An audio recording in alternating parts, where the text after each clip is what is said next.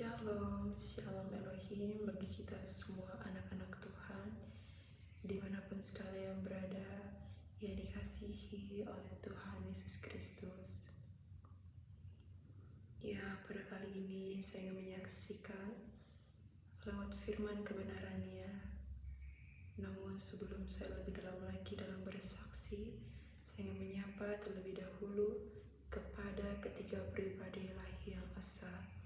Shalom Elohim, salam hormat dan salam kasih kepada roh Bapa Surgawi, Bapa Yeshua Hamashiach Elohim, yang rohnya berdiam dalam diri Bapa Eman Lahagu, Tuhan Yesus Kristus, Sang Hakim yang adil, yang sudah datang untuk yang kedua kalinya, yaitu Bapa Aditya Nugrahanto, Roh Kudus, Roh Kebenaran, mempelainya yang terekselen, inkarnasi Yohanes Pembaptis, malaikat Wahyu 10, dan perempuan Wahyu 12, Sang Ratu Adil, yaitu Ibu Fei Hamdani. Ya, pada kali ini, firman Tuhan yang menjadi dasar pada kesaksian kali ini terdapat di dalam kitab Perjanjian Lama, Maleakhi 2 ayat 10 sampai dengan 16. Demikianlah firman Tuhan. Tuhan memarahi Israel karena kawin campur dan perceraian. 10. Bukankah kita sekalian mempunyai satu Bapa? Bukankah satu Allah menciptakan kita? Lalu mengapa kita berkhianat satu sama lain dan dengan demikian menajiskan perjanjian nenek moyang kita? 11. Yehuda berkhianat dan perbuatan keji dilakukan di Israel dan di Yerusalem.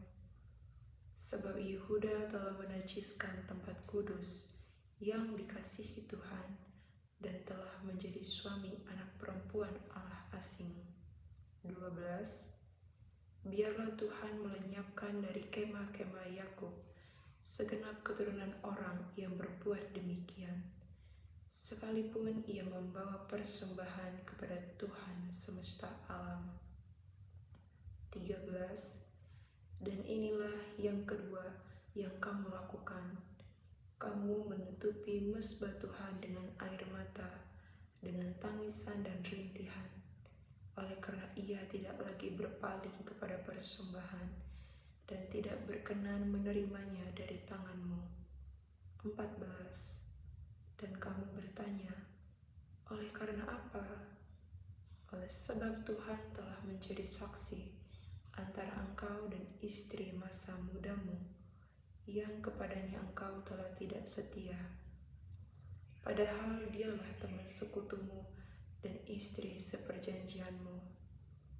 Bukankah Allah yang esa menjadikan mereka daging dan roh? Dan apakah yang dikehendaki kesatuan itu? Keturunan ilahi.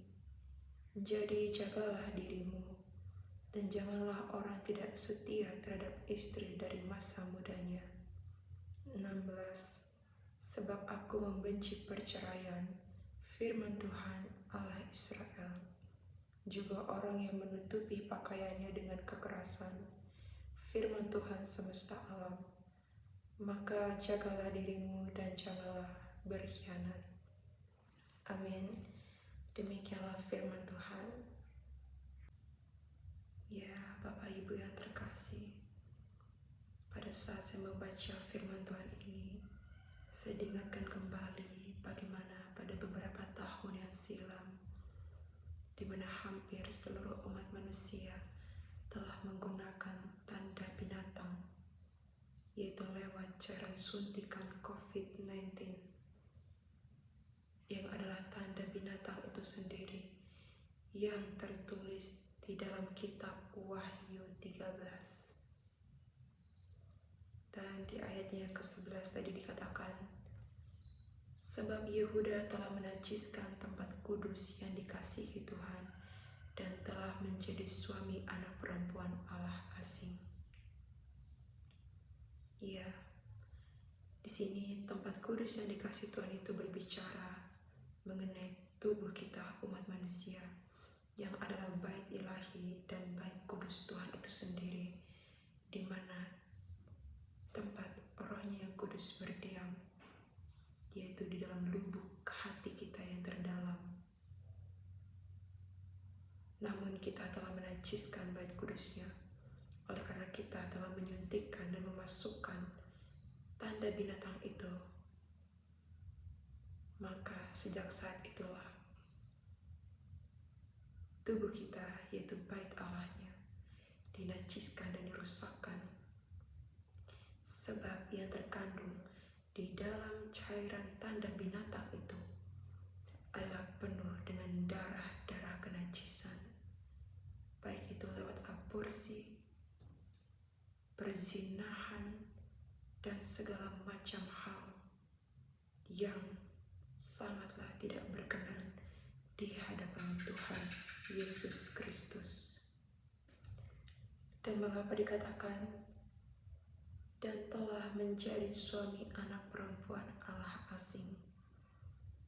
Ya, di saat kita menerima dan ditandai lewat suntikan itu, disitulah iman kita terlihat.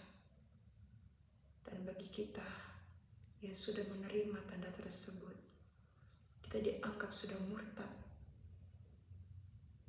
karena kita menyangkal pengorbanan kuasa darah Tuhan Yesus Kristus pada 2000 tahun lebih yang lalu di atas kayu salib, yang padahal darahnya hidup dan berkuasa kekal sampai selama-lamanya. Dan sejak pada saat kita memasukkan cairan tanda binatang itu ke dalam tubuh kita, disitulah tanda kepemilikan dari Sang Ilahi dan DNA ilahi itu berpindah menjadi kepemilikan dunia atau si jahat itu sendiri, yaitu Lucifer. Dan suntikan itu bukan hanya merusak dan menajiskan tubuh jasmani kita, namun roh kita pun berubah, Bapak Ibu. Ya, di mana roh kita itu yang tadinya kita dikenal oleh Bapa Surgawi, namun di dalam dimensi roh dan kebenaran, roh kita itu separuh binatang. Ya, saya pernah mendengar ya kesaksian dari seorang anak Tuhan, di mana dia melihat setiap orang yang menggunakan tanda binatang itu, kepalanya itu berbentuk, ada yang kambing, ada yang kuda laut, dan berbagai macam, Bapak Ibu. Bahkan waktu hidup kita itu sudah dipegang kendali oleh si jahat itu sendiri. Maka dikatakan di ayatnya yang ke-13, dan inilah yang kedua yang kamu lakukan, kamu menutupi mesbah Tuhan dengan air mata, dengan tangisan dan rintihan, oleh karena ia tidak lagi berpaling kepada persembahan dan tidak berkenan menerimanya dari tanganmu. Ya dan amin. Jadi di saat kita memasukkan dan menggunakan tanda binatang itu, maka koneksi roh kita dengan Tuhan saat itu juga terputus. Ya, tidak ada kesatuan, Bapak Ibu, antara terang dan gelap. Jadi roh kita ini tidak terkoneksi. Mau kita berteriak, menangis, dengan segala macam halnya, namun Tuhan tidak mendengar, Bapak Ibu. Oleh karena kita telah menajiskan bait kudusnya. Bayangkan Bapak Ibu, kita yang adalah bait kudusnya, di mana Tuhan Yesus Kristus telah menempatkan rohnya yang kudus di dalam hati kita. Namun kita telah memasukkan dan merusakkannya lewat cairan yang najis, yaitu tanda binatang itu. Padahal kita ini adalah benih-benih ilahinya yang ditempatkannya di bumi ini untuk menjadi lilin-lilin api dan terang bagi dunia yang gelap ini. Namun kita malah bersekutu dengan raja dunia atau raja kegelapan itu. Jadi bagaimana mungkin hubungan pribadi kita dapat terkoneksi kepada Tuhan Yesus Kristus?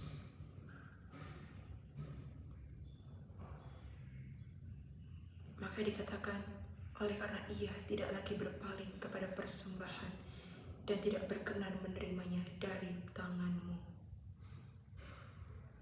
Dan di ayatnya yang ke-15 dikatakan, bukankah Allah yang esa menjadikan mereka daging dan roh?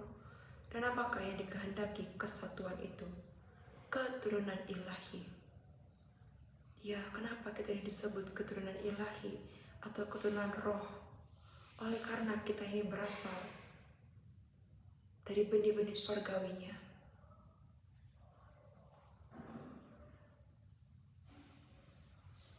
Dan DNA yang diberikan dan diciptakan oleh Tuhan itu adalah DNA ilahi.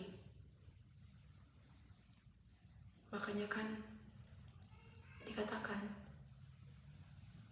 dalam kitab Yeskiel mengenai materai ilahi, tanda T. Nah, anak-anak Tuhan yang adalah milik kepunyaannya itu memiliki materai ilahi itu sebagai tanda kepemilikan Tuhan Yesus Kristus. Namun kita yang menggunakan tanda binatang itu, kita adalah milik dunia. Dan yang Tuhan inginkan adalah kita anak-anaknya ini hidup menghasilkan keturunan-keturunan ilahi yang hidupnya bersekutu kepada Tuhan Yesus Kristus.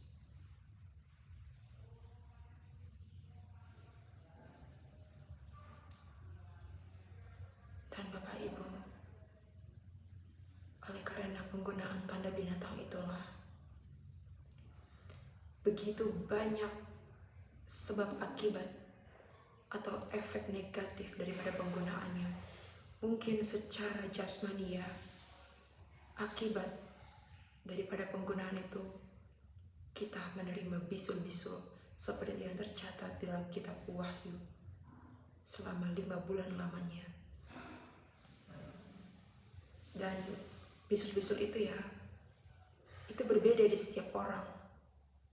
Semakin kita sombong, angkuh, tidak mau bertobat dan mengakui bahwa kita telah menggunakan tanda binatang itu di hadapan Tuhan Yesus Kristus, maka bisul-bisul itu pun akan semakin ganas dan ukurannya pun besar-besar ya. Namun di saat kita mau bertobat, masih ada belas kasihannya. Jadi marilah kita meresponi panggilannya di akhir zaman ini. Datang, tersungkur menangis di bawah kakinya, berpuasa, memuji, menyembah, membaca firman-Nya. Maka Roh Kudus-Nya akan menuntun kita ke dalam kebenaran itu sendiri dan membawa kita kepada keselamatan yang kekal. Dan efek negatif di dalam roh, di dalam dimensi roh dan kebenaran itu adalah kita terputus koneksinya. Bahkan yang lebih parahnya adalah kita menjadi sulit, bahkan menolak kebenaran yang telah disingkapkan di akhir zaman ini.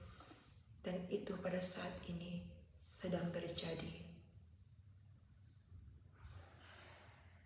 Banyak penolakan, penghinaan, cacian maki kepada anak-anak Tuhan yang memberitakan kebenaran di akhir zaman ini. Ya,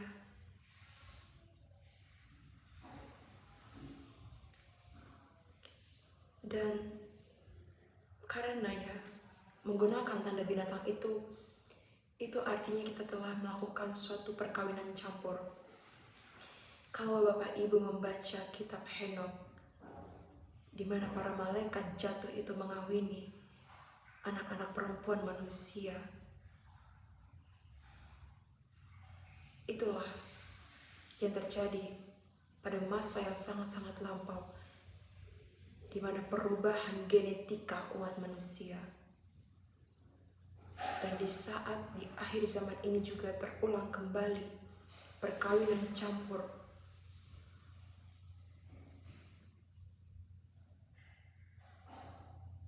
Dan itu adalah suatu perzinahan ya. Perzinahan itu tidak selalu berbicara mengenai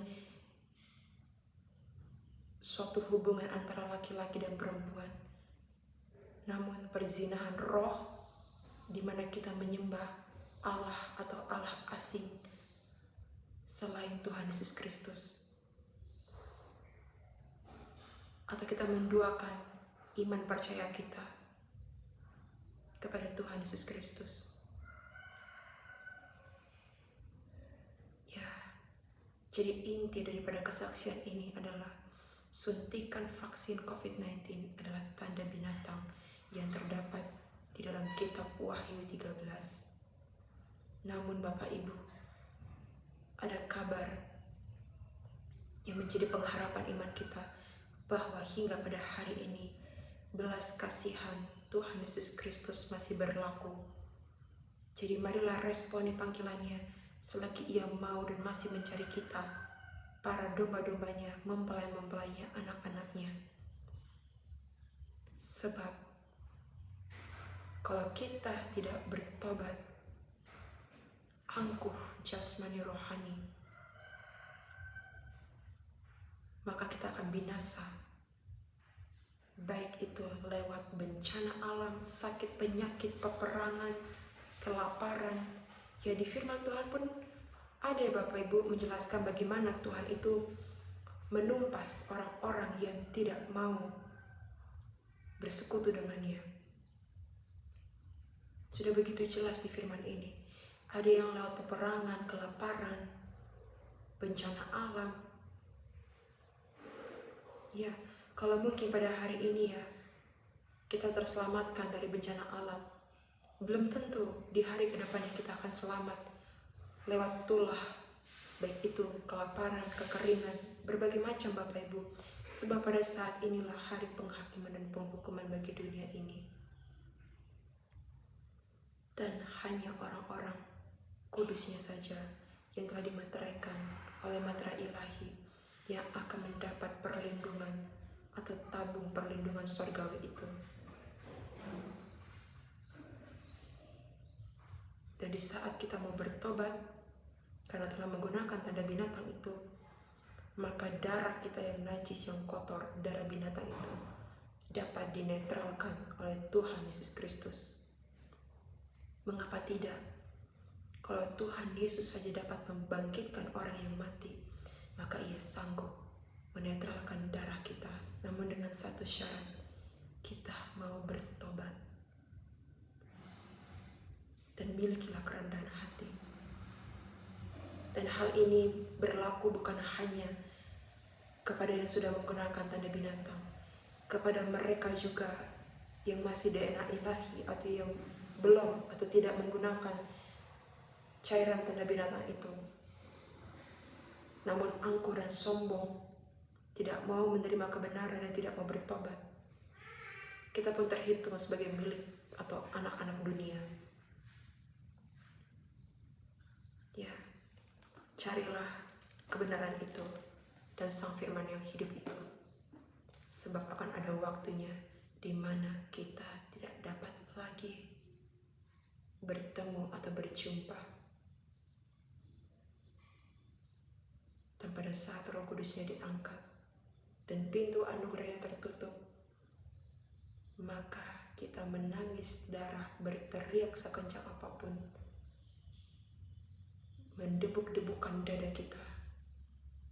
Sudah lagi tidak ada artinya, sebab sudah terlambat. Dan Tuhan Yesus Kristus Sang Hakim yang adil itu sudah datang untuk yang kedua kalinya. Ia telah datang